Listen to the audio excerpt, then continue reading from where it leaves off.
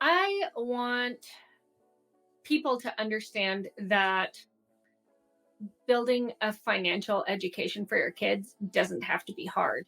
And the best way to do that is to make it part of a practice, to make it part of your everyday life, not sitting down with a book and a lesson and pulling your hair out trying to teach a kid who doesn't want to learn something. It can be as simple as like, you made $5 today. Here's what you can buy, or here's what you can save towards. And making it so that the kid is enjoying using money and letting money work for them. So Here's the $1,000,000 question. How do men like us reach our full potential, grow into the men we dream of being, while taking care of our responsibilities, working, being good husbands, fathers, and still take care of ourselves? Well, that's the big question.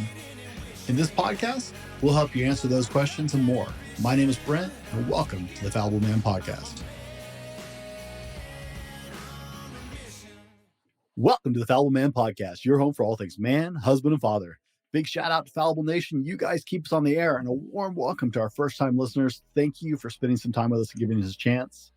My name is Brent, and today my special guest is Marie Collins Harris, which I'm sure I said wrong, founder of Ketshopapp and mother of 3 feral children. I absolutely love that that's the way she phrased it. Marie, welcome to the show. Hi, Mari. Marie, Yeah, that's all right. Everyone gets it wrong. Hi, thank you so much for having me. I'm super happy to be on the show. I love that you put on your bio, mother of 3 feral children. Yeah.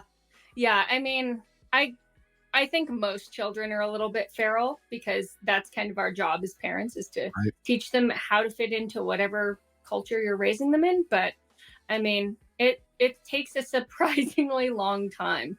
And, you know, my oldest is 8 and I'm still like watching him eat spaghetti. It's like all over his face and his hands and my tables and the cat. I'm like, how have you not learned this yet? So, yeah. Not all parents have a sense of humor about it. That's what I always am just mind blown by. Sarah and I were doing a parenting class last year at our church. We had all these, our daughters are now 11 and the other one's turning 9 next month.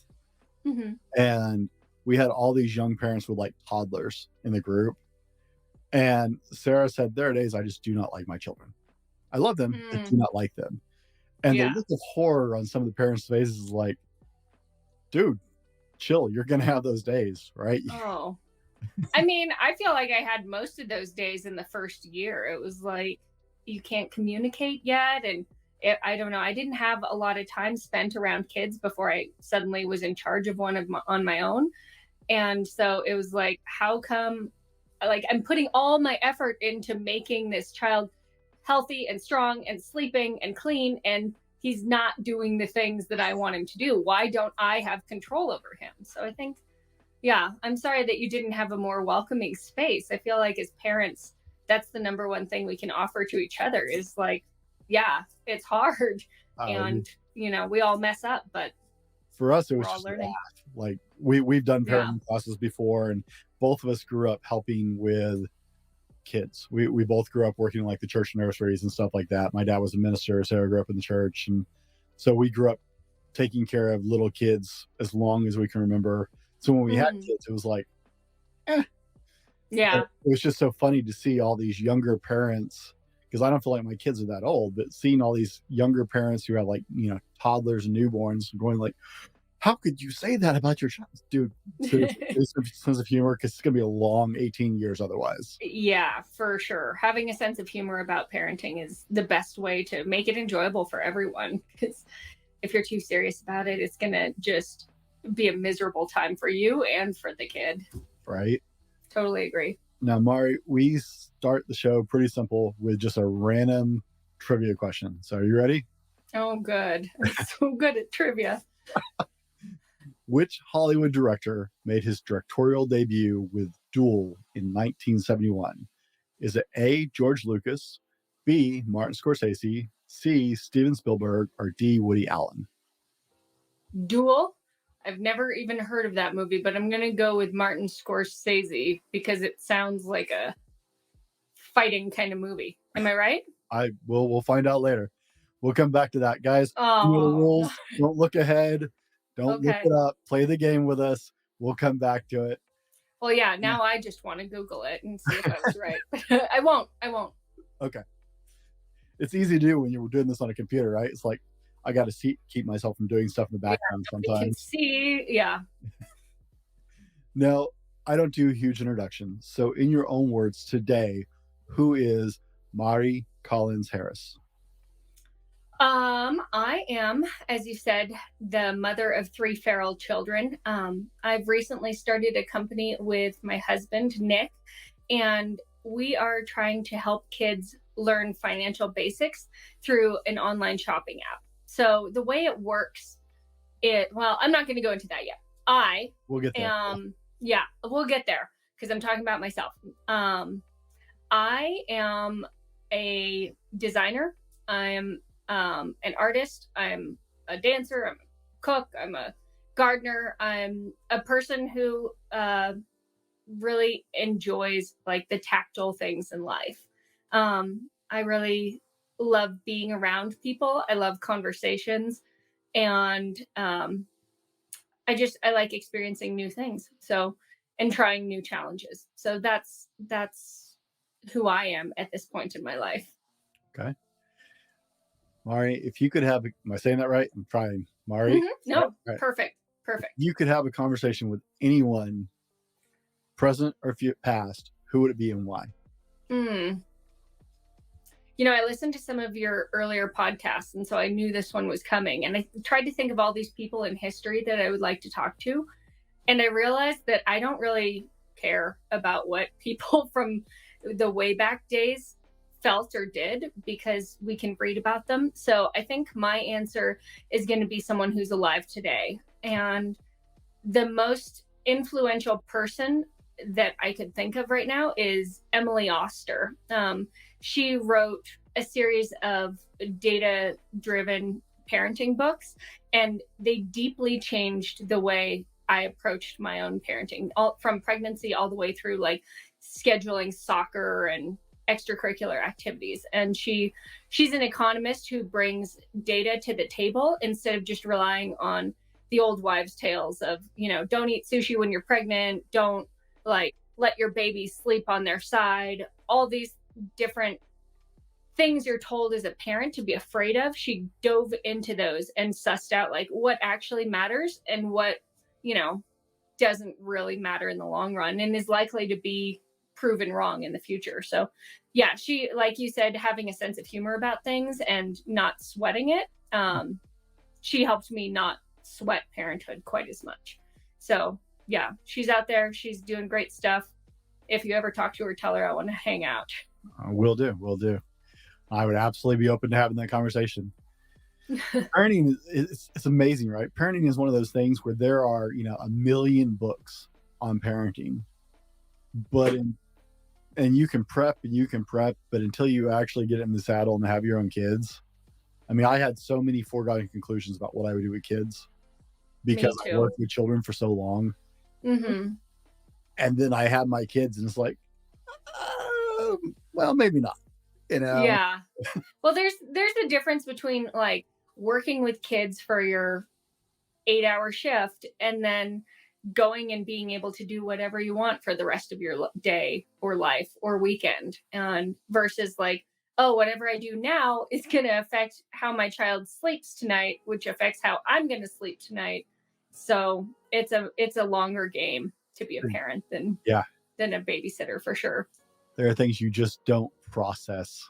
It's like, oh, if I say this today, how's that going to screw up my life 6 months from now?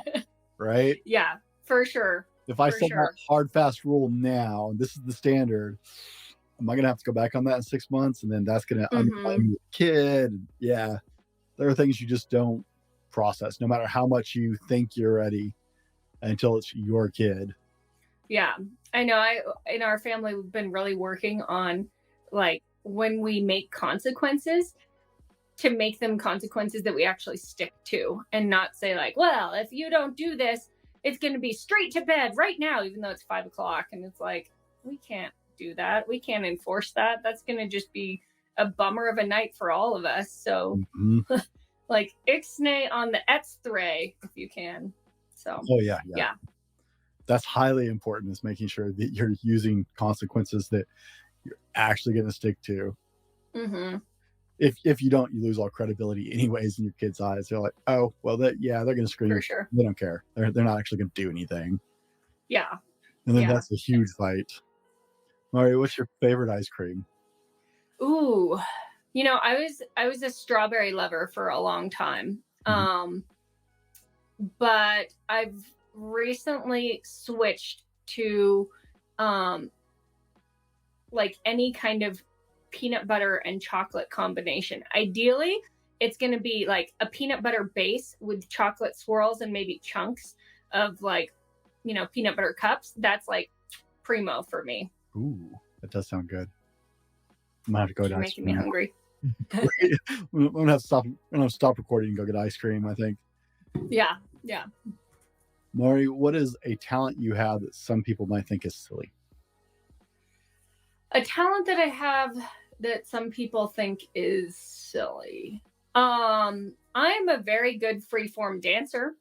Yeah. And by that, I mean, like, if I were to be doing choreography, I would be the worst. Like, I'm that person in the back of the class who can't get all the moves on time. But if we're just out and about and there's a beat, it doesn't matter if it's a farmer's market or a grocery store or, you know, a bar. I love to dance. I'll dance with anyone at any time or by myself. So awesome. Very free form. No, that's awesome, man. I think it's a very big gift to just be so moved by music that you can't help but respond. It's such a joy to be able to move your body and like feel it inside and not just, you know, kind of sit on the side and bounce your head. And I think even like if you're dancing badly, it still brings people joy, just that you're uninhibited enough. What purchase $100 or less have you made in the last year that's had the biggest impact on your life? This one's tough. Feel like I don't buy little things that much that make a difference. It's like maintenance stuff. But I got my husband a personal sauna for his birthday. He was threatening to convert our hall closet into a sauna. And so I bought him, it's basically like a laundry basket that you zip yourself into all the way up to your neck. And it has like a little steamer underneath. And so you sit in this chair in a laundry basket with your head poking out. And then it steams you. And so I got it for him kind of as a joke, but he ended up he used it like every single night of the winter. And then whenever I'm sick, I just use it a bunch, and it's like cut my colds in half. I had COVID at around New Year's, and I was just like living in that sauna. So yeah, it was a cheap joke that turned into a lifestyle change. See, that's a profound impact. That's absolutely fair game. I guess so. There are no wrong answers in this show. You just can't strike out here. So what are you most proud of?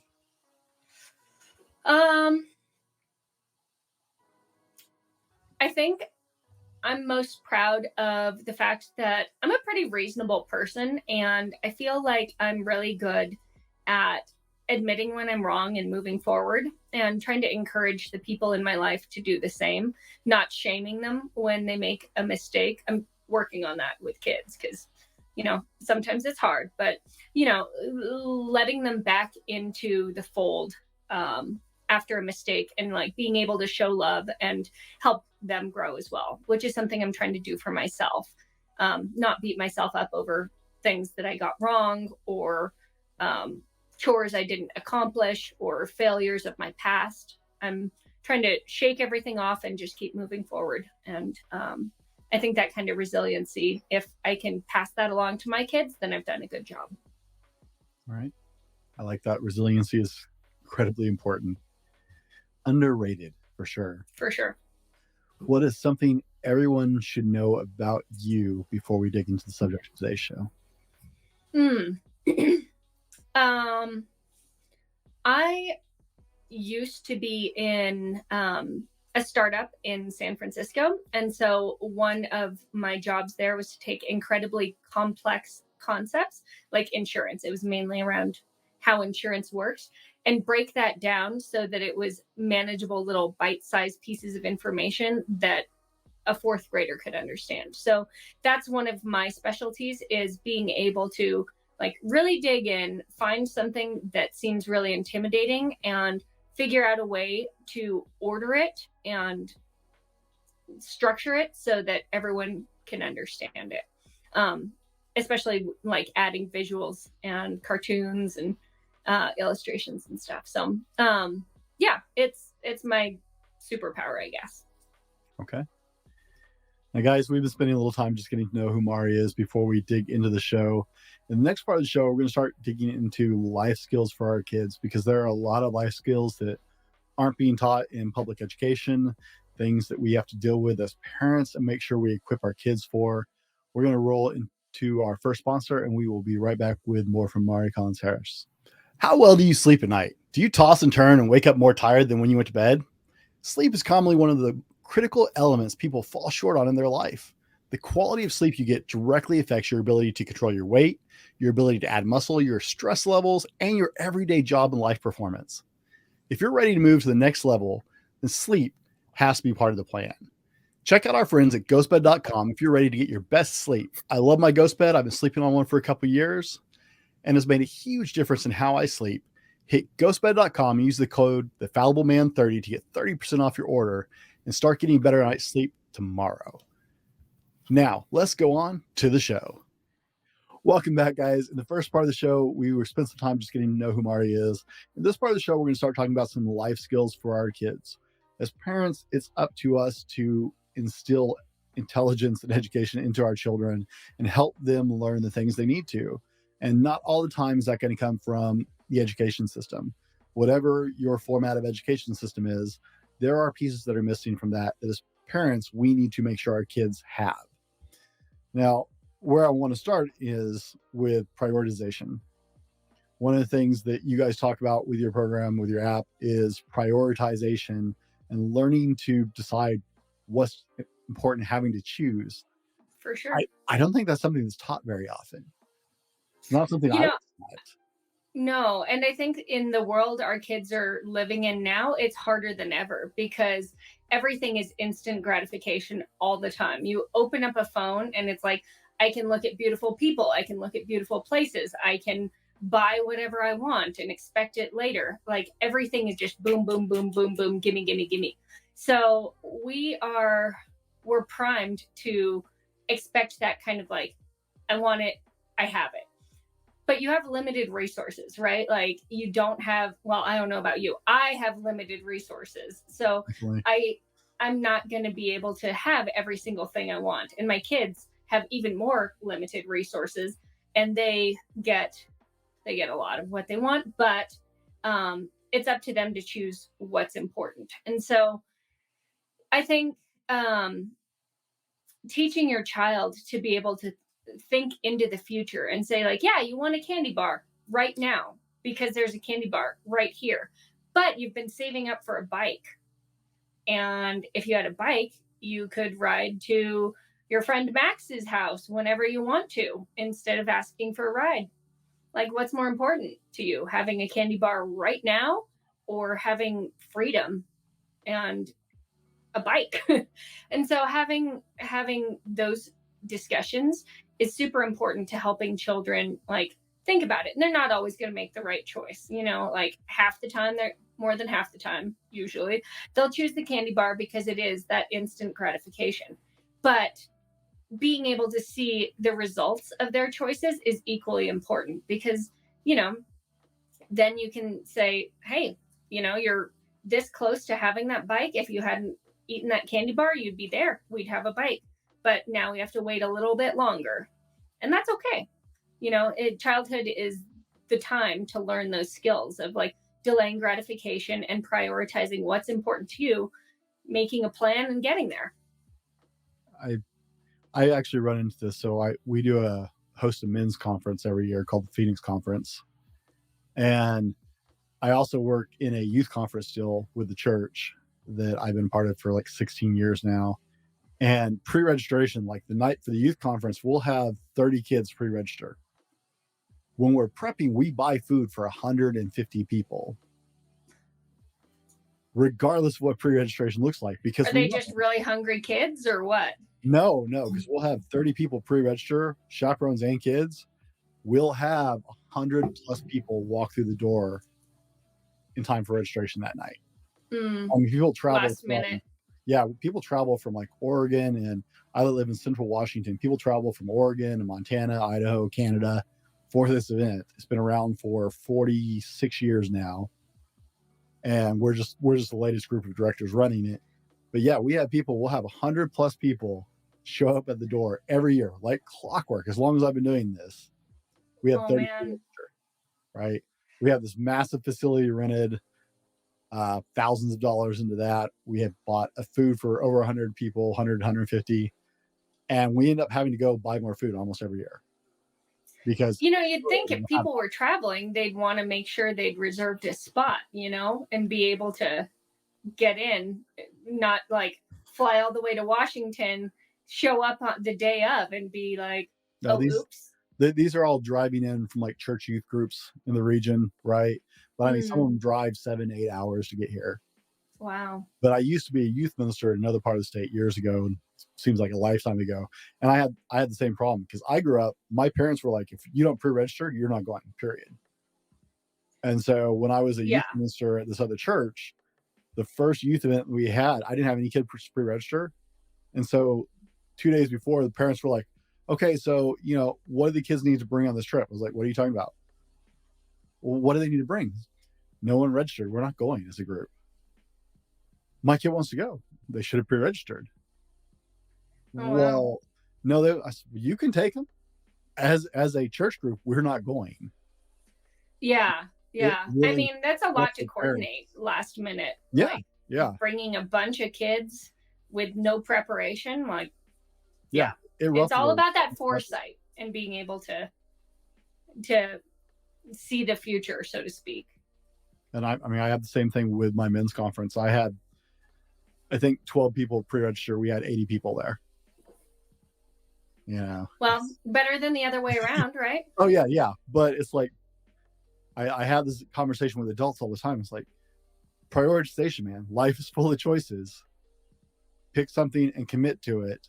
Don't wait till the last second. But everybody these days is like waiting till the last second to make decisions on big decisions to see if something. Well, and I think a lot of people hope, myself included, sometimes hope that like, oh, maybe at the last minute I will have a better option that I want to do, or maybe I'll win the lottery. Maybe something will happen that I want to do more. But almost always, I like having a plan better, as long as it's a plan that is of my choosing. Yeah, getting people to learn to prioritize their finances, prioritize their time, these things that you have set amounts of or set resources on. Is very, I feel like it's become very complicated for a lot of people these days. It's just not something we're like, no, you can have it all. Yeah. No, you can't. No, you can't. You can't have all the time. You can't have all the money. You can't have all the stuff. And so, I feel like there has been a move towards minimalism lately. Like you hear about it all over the place. And it's not just minimalism in, get rid of your tchotchkes. It's minimalism in terms of like what you commit to, how you spend your time. You aren't overbooking yourself. You're kind of making sure that you say no enough that your life feels manageable. And it's hard because, every day there's a thing with your kids' soccer team, and there's a thing with your church, and there's a thing that at the neighbor's house, and there's another thing. And so if you say yes to everything, then you're not really enjoying any of them, because you're thinking like, oh, I can only be here for a half hour and then I got to go do this other thing. So I think it's not just about prioritizing the things you bring into your life, it's prioritizing the way you spend your time too. Right. So I love that y'all have built this into as something that is fostered through your app you've built. And that leads, like we talked about, finances, right? You catch prioritize your finances. I know my youngest daughter does not get this. Like my 8-year-old, my 11-year-old will stack up money until she can buy something. We'll Mm-hmm. still buy a couple little things. The 8-year Yeah, old, like, I got $2. Let's go to the dollar store. for sure. How do you give your children money? We're really careful about that. So my kids can actually earn money. I pay them to learn books, Mm-hmm. right? Okay. I actually go through, and I mean, they have a great deal because I will go and find age appropriate books that teach them things like entrepreneurship, marketing, design, economics, stuff like that, right? Yeah, yeah, Financial planning. I pay them, I find them age appropriate books. They have to read the book and write a book report. And I mean, it's really simple book report. yeah. And I pay them $10 a book. I buy the book. They just have to do it. That's awesome. Like a teeny tiny job that's better, that And makes you then better. to further drive the point home, when I introduced the concept, I started with one. Have you seen what's the Ninja series on Amazon? Uh, I've seen a bunch of ninja series on Amazon. yeah, it's the last name. The author is Minh. They're little kids books. Okay. Um, but she had a great book that was Money Ninja, and I mean it was Okay. like Oh yeah, yeah. We have it's one of 6th grade those level, books. right? Yeah. And then it introduced the concept of there was more to do with money than just spending it. It introduced the idea of saving, donating, and reutilizing it to build more income. Mm-hmm. Mm-hmm. And I so love when I that. made this agreement with them, they out of the $10, they keep six. They have to invest two, save one, and donate one. Nice. It's like the save, spend, give jars of days of old, Right. or I guess currently a lot of people still use that. But yeah, that's what a cool idea. You're bettering your kids and like teaching them the skills to navigate the world. I love And that. then, of course, they get the things like, birthday cards, grandparents, aunts and uncles. They have lots of aunts and uncles to, shower Yeah. them with money, and grandparents for stuff like that. But then we kind of limit it after that. It's things like we've let our daughter, our oldest, start mowing the lawn every now and then and giving her $10 for it or something. If they're working towards something, we try and foster ways for them to earn some money through helping out Mm-hmm. more than they would normally do so, but they still have to earn it, right? Yeah. They Yeah. might For a want some while, most of the time. for sure. I mean, there's so many different ways to do it. And like everywhere you look, there's going to be, you have to do it this way or you have to do it that way. But I think in the end, it's like, are you paying attention? Are you putting the effort in? And are you getting your kid excited about this? Mhm. Because like a kid's enthusiasm is the best predictor for how long they're going to be attentive to that subject. If like money making for your kid is arduous and annoying, it's like Mhm. that's not going to work out for the long term. But yeah, it sounds like you have a pretty good system set up. We're trying lots of things. They have their own little business. Have you seen like the shops like Redbubble? It's a website where Yeah, yeah, all I'm this familiar with that. they have their own Redbubble shop. They sit down because I do all the merchandise for my business. I already have the design tools. Yeah. So I sit down with them and help them put together their own designs to sell on Redbubble as well. Oh, cool. That's awesome. I love that you're supporting their entrepreneurship so early. Yeah, there's a lot of us out there starting our own things and nobody knows how to do it. I wish I'd had that kind of education when Right. I was younger. Well, Hmm. that's why it's like I was never taught this. But Yeah. we talked about charity a little bit, right? I love this idea of globally teaching our kids to be globally aware of other people, other needs, other ideas. Yeah. I totally agree. And like there's the whole, think globally, act locally. Mhm. And lately, I try and encourage my children to donate to bigger organizations that are more efficient with the money. Like Project Aware is like a snorkeling, scuba diving nonprofit that like is rebuilding reefs, stuff like that. But like for us, we don't live near the ocean. We're in Lake Tahoe, so it's not changing our lives. We all love the ocean, but we see it like twice a year, maybe. Um, but we've been doing more support of like local organizations, making sure that, there's a bike path that goes along the lake instead of cars, or going, tomorrow we're going to be doing a cleanup in the along the lake. And it's like a kind of cleanup party, which I think is a great way to get kids starting to volunteer. So it's like a group activity instead of just like you and me are going to go with some gloves and buckets and see what we can do. Right. It's a bigger idea. Just the fact that, and I love that you've built this in, right, with your planning in your app to have the option to start to, because right, I can teach my kids to give money at church, or like Mm-hmm. my kids like to send money to the Australian Zoo, Steve Irwin's old zoo, Hmm. his family runs. They Yeah. absolutely love what's going on there. We've never been. We want to go. That's like a dream vacation. Well, But maybe someday.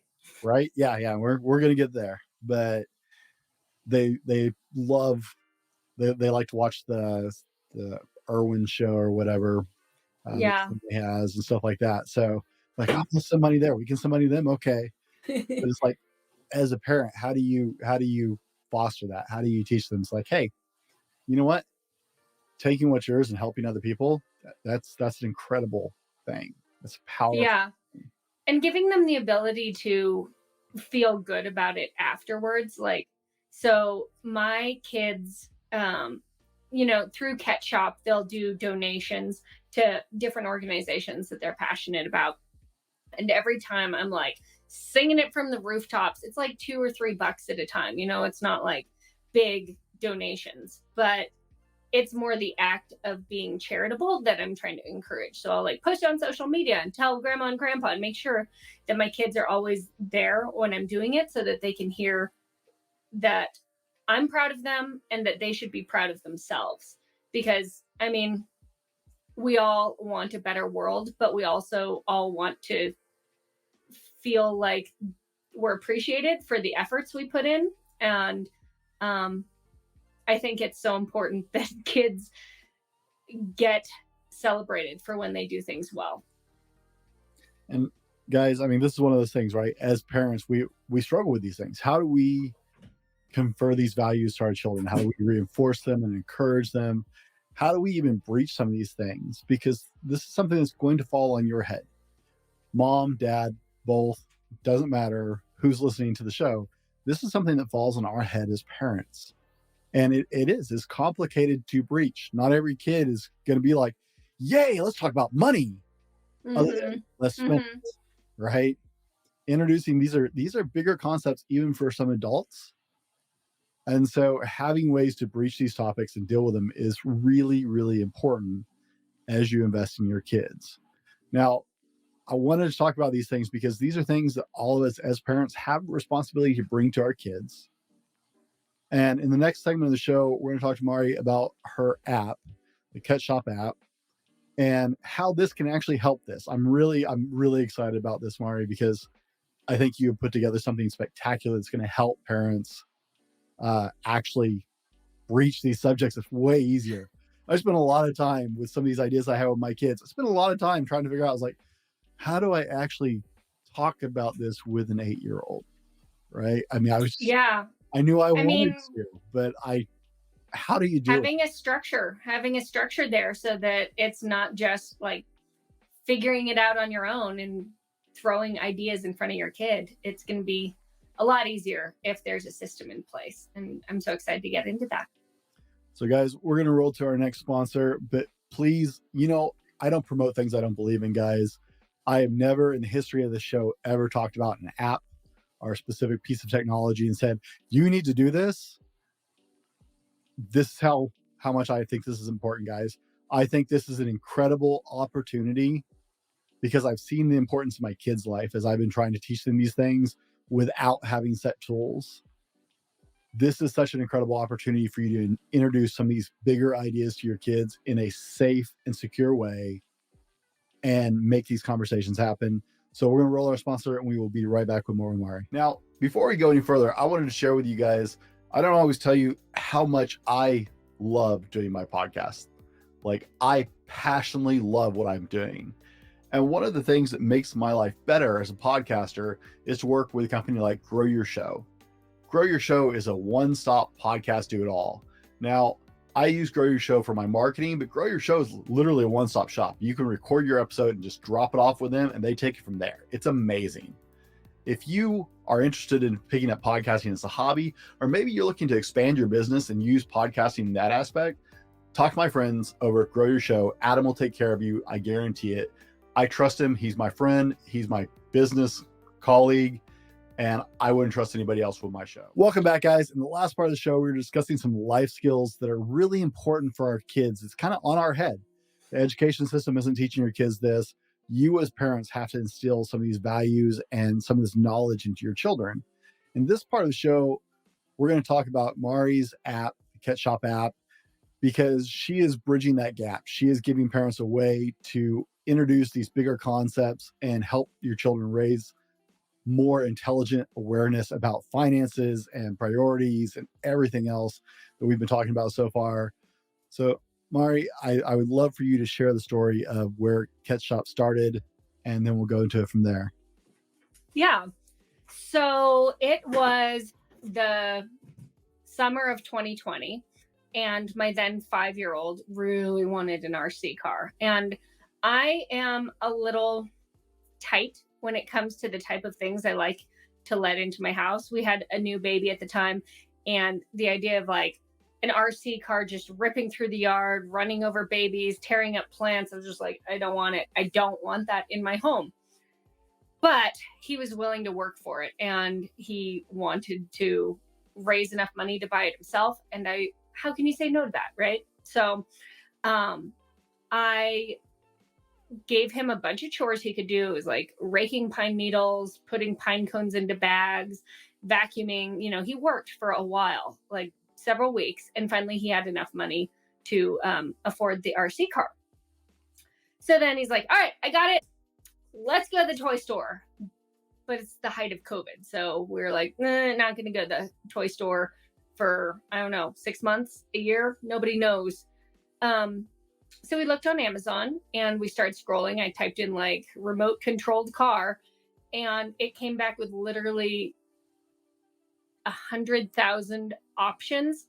And a lot of them looked exactly the same. It was like the same exact picture with a different name and a different price. There was like little tiny ones that are taken in like a close-up shot, so they look big. There were like ones that cost $500. It was all over the place. And so, of course, him being a 5-year-old was like, I want that one. I want that one. I want that one. I want this other thing that's not even an RC car, but it's showing up. I want it all. And it's so easy to just click these buttons. And so I was just sitting next to him at the computer, like wringing my hands with anxiety, because I'm like, oh my God, I do not want my child to buy the wrong thing while he's signed into my Amazon account, because he could do anything. Like if I step away for a moment, he could look up like guns for all I know. So I felt like I had to sit right next to him. Most likely he would have bought like 12 RC cars. And so this experience that should have been like, yay, you worked hard, you achieved your goal, let's like get your reward, instead became this battle between parent and child about, me trying to manage, this one's too expensive, you can't afford it, that one looks cheap, this one, is inappropriate for our household because of the baby. And so all I wanted was a way to put forward a managed set of options and then allow my child to go through it and on his own time decide which one he wanted, and then be like, Mom, can I get this one? And then all I have to do is say yes. I just didn't want to keep saying no over and over and over again. So we looked around and there's nothing out there like that. There's nothing that lets the child shop autonomously, but still allows the parent to have control over what enters the home and what purchases are made by the child. So that was kind of the origin story where I was like, wow, this is something that my family could definitely use and we still use to this day. And I bet there's a lot of other families out there who also want to teach their child how to shop like a smart, educated person, but you don't want to micromanage it. And so being able to get him into the system of Ketshopapp and step out a little bit and let him go through the cycles of yes and no rather than me micromanaging him has been the best thing our family's had. Okay. So, sorry, I was digging here, figuring out if I could actually share my screen off my phone onto this. So, guys, this app is a way for you to work with your kids, right? This is an incredible thing. How does this drive it all home, right? Let's walk us through this because you guys don't charge for this app. No, we're a free app. And we basically allow parents to set up an account for their child. And then both parents and kids can look for things that they want to add to their child's shop. And so you can look through Browse, which is just an assortment of things that we've gone through and been like, is it safe? Is it appropriate? Is it well rated? Like basically the things we'd recommend, or you can just search and find anything in the world within safety boundaries. Because we have been working really hard to make sure that your child can't buy an AK-47 or like a bottle of tequila or, a blow up doll. We have safety parameters in place so that when your child is on the app, you can feel more secure knowing that it's not the Wild West out there.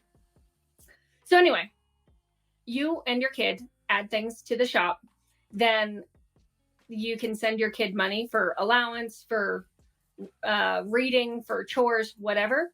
And then your child has the ability to use that money to save up for a goal and track their progress towards the goal, to buy things, or to donate to charities of their choice. And so when a child does decide to buy something, the parent gets an email that says like, hey, your kid wants to buy a stuffed animal. And so then you can say yes or no. And the parent always has the last say. So you don't have anything like showing up on your doorstep by surprise.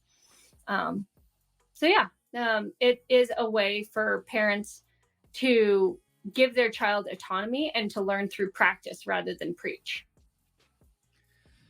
Sorry, I was determined. I thought I could share my screen on my phone.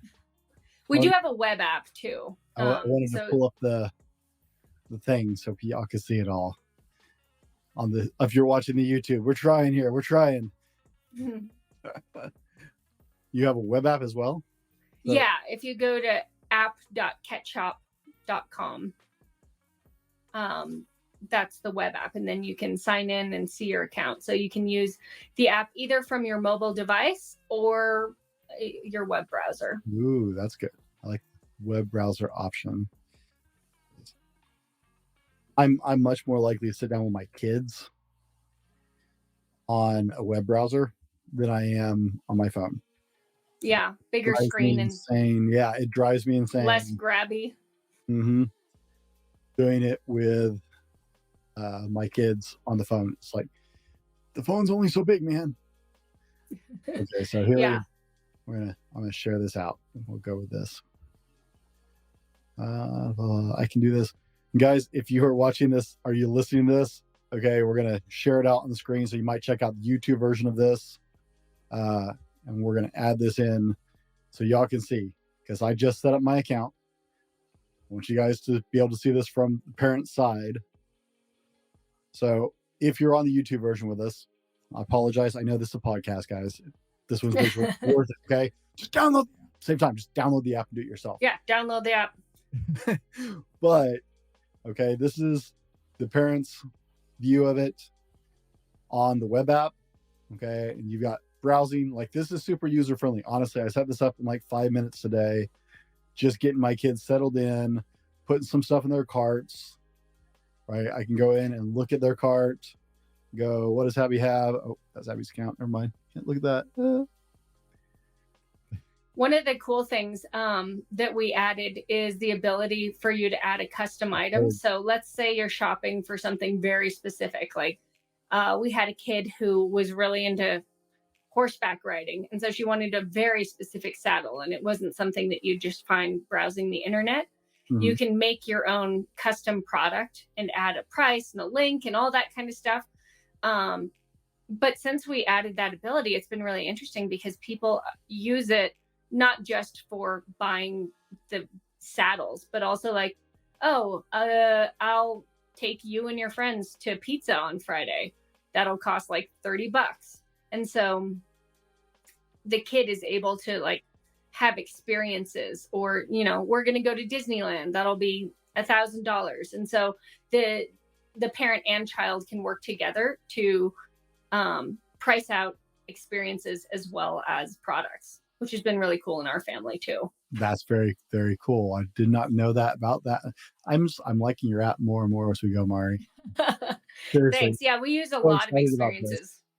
My oldest son has been working for probably a year towards a chocolate tour in Hawaii. And I'm like, okay, well, the chocolate tour is only $30, but the Hawaii part is a little bit more. So Yeah, that's a we group got a of lot to save purchases. towards. Yeah. Yeah. But you know, it's one of those things where you are helping your child dream towards the future and save towards something that matters to them. And whether that's, you know, a bike or a trampoline or a video game or a trip to Hawaii, whatever it is, as long as your kid is working towards it and focused on it, then you're winning. So I can put money in here for me. I can have like other family members who send us money. Like, we Yep. it's in here. Yep. And you can share your child's shop with family, which is really handy at days like birthdays, Christmas, that kind of thing. Mhm. And the nice part is within your child's shop, which is all the items that you put in, you can hide things. Like if my kid's been really trying to buy a lot of horror books, and I'm like, oh, I don't really want these, and they're not age appropriate, so I'm just going to hide them. And so they never show up again. Once I hide an item, it's gone. And then when you share your shop with friends and family, they can also see like things that the kid wants that are also parent approved. It's not just things that the parent decided your child might want. Right. So that's been really cool. Curatable. Yeah. And the last feature I wanted to talk about is that you can set limits to how big the shop is, because sometimes your kid might add 150 items and it's like, yeah, like those are all cool things. But if you got the last item on that list, would you really be happy about it?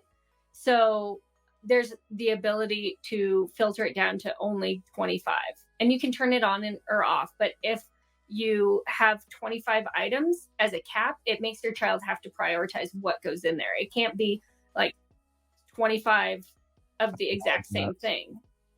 You have to make some choices around what you care about.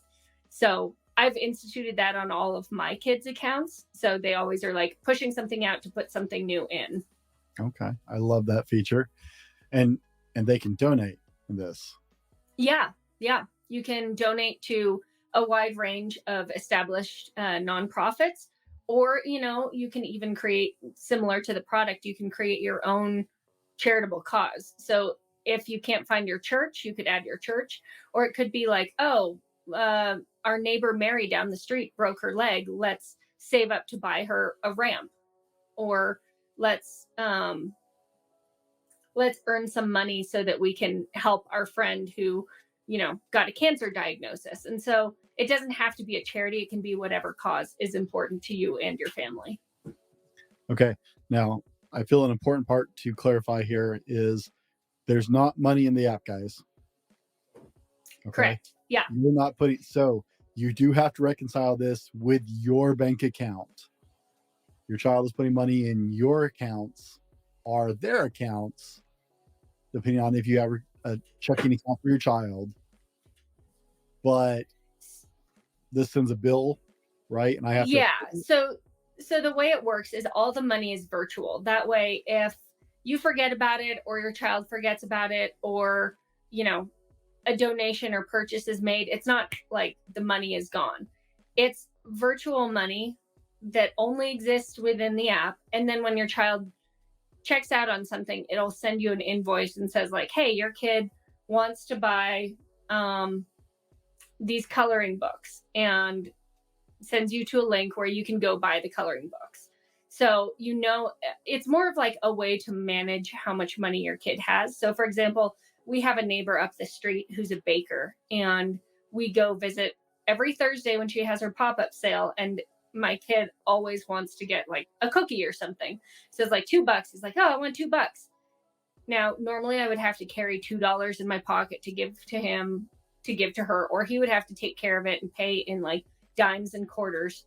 But instead, I just pull out my phone. I like take out $2 from his account and then pay the lady. And it's really cool because it takes away the lost change, the lost dollars, and the whole like money management side for the little kids. Guys, this is an incredible opportunity, because the school system is not going to teach your kids financial management, how to take care of their money, how to prioritize spending. This is all stuff you are going to have to teach your children. And we owe it to our kids. Honestly, I knew nothing about teaching finances. I knew nothing about finances when I started learning about finances on my own. That was a really hard shock when I hit 40 years old to realize that I was completely illiterate when it came to managing finances and understanding the way money works.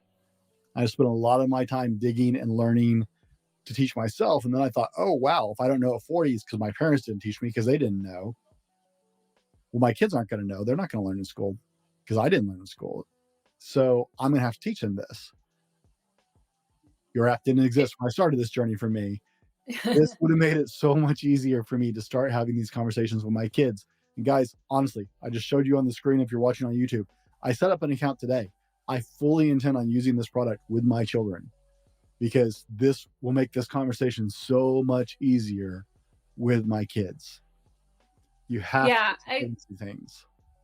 I like to think of it as guardrails, right? Like, you're not forcing the kid to do something. You're not forcing the parent to do anything, but it's also not like the whole wide world is open to someone who's just learning how to do finances. We just put guardrails in place so that you can't make a terrible mistake. You can't lose money. You can't spend more than you have. It's like the bumpers when you're bowling. It keeps you on track. And so, you know, you can choose your path, but it's going to be a safe one. I can tell you factually, I actually know a couple of my listeners who've had the one-click Amazon buy enabled on their, that ended very badly. Yeah. There's so many stories out there. Did you hear the one about the little boy who bought, I think it was like $5,000 worth of SpongeBob SquarePants popsicles that all showed up frozen at the same time? It was like a mountain of popsicles that just showed up. And his mom was like, oh my God, what am I going to do? Like, how do I can't even freeze these. There's too many. So yeah, every couple of years I hear another story like that. And I'm like, that's why we get Ketshopapp. Yeah. I Parent approved. Their son bought a couple $100 worth of add-ons for a game that they had bought for their kid. It was on their phone. It was connected to their Amazon account, and one click was set up. So he was sitting there buying all these mods and ads, the little stuff they really make money off of. Yeah. For the game. And like, I mean, they rung up a massive multi-$100 bill. Oh no. And all these little ads. I mean, why don't those companies make it safer for kids to spend their money? I wonder. Like, it is easy for a reason. And yeah, if you stand to benefit from kids making impulsive decisions, you're going to make it real easy for them. So we're trying to do the opposite. We're trying to make it harder for kids to make financial mistakes, or if they do, to be able to learn from them and take the time to have buyer's remorse. Mari, if our listeners want to get started with your app, what's the process? If you guys want to get started with the app, you can go to Ketshopapp.com to read more about us, or you can go to Ketshopapp.com/fallibleman, which will be a landing page and will give you guys $10 off anything that we fulfill. So you probably can't see it, but I am in an office full of toys. So we do fulfill some of the items ourselves. So if you buy from us, we will give you $10 off, and I will have fewer toys in my office. So please sign up there and get your kids started on this journey towards financial independence. What is next for Ketshopapp and Mari Collins Harris? Well, for me, it's probably lunch. That's the next thing on my docket. But for Ketshopapp, we've been doing some really cool stuff with AI, which my husband is like the technical arm. I'm more, the design and concept and face of the company. But he's been exploring how AI can help us make the app safer for kids. And I think there's a lot of stories out there about like how scary AI is, because it's like, generating pictures and stealing jobs and writing essays. But it is a very cool tool. And one of the things we're working on is making it so that when your child does a search, we can automatically block things that are not child appropriate. So earlier I'd said, we have certain things that are blocked, like we might block beer and guns and stuff like that. But then there's a lot of other stuff that is like, what if it's a water gun? What if it's beer pong? There's things where you can't specifically block a word because there's other things that apply within that word. So yeah, we're working on making the search even better and safer so that, kids can be free range and parents can be secure knowing that they're not going to find weirdo stuff on our site. Awesome. Now, guys, I know you're all dying to know what Hollywood director made his directorial debut at school in 1971. It was Martin Scorsese, right? It was Steven Spielberg. Oh, Martin Scorsese. You know what? I had to look it up too. I wouldn't have. It's not like one of those random facts I knew off the top of my head. Mari, you guys are passionate about helping parents build a better financial education and future for their kids. What is the most important thing you want people to hear today? I want people to understand that building a financial education for your kids doesn't have to be hard. And the best way to do that is to make it part of a practice, to make it part of your everyday life, not sitting down with a book and a lesson and pulling your hair out trying to teach a kid who doesn't want to learn something. It can be as simple as like, you made $5 today. Here's what you can buy, or here's what you can save towards, and making it so that the kid is enjoying using money and letting money work for them. So, I hope that your listeners out there come in, check it out. If you have any feedback, I would love to hear it, because we're always trying to make it better. And we're a very small mom and pop shop company on a mission to make parenting easier for all of us. Guys, from the Fallible Man podcast, be better tomorrow because what you do today. We'll see you on the next one. This has been the Fallible Man podcast, your home for everything man, husband, and father. Be sure to subscribe so you don't miss a show. Head over to www.thefallibleman.com for more content and get your own Fallible Man gear.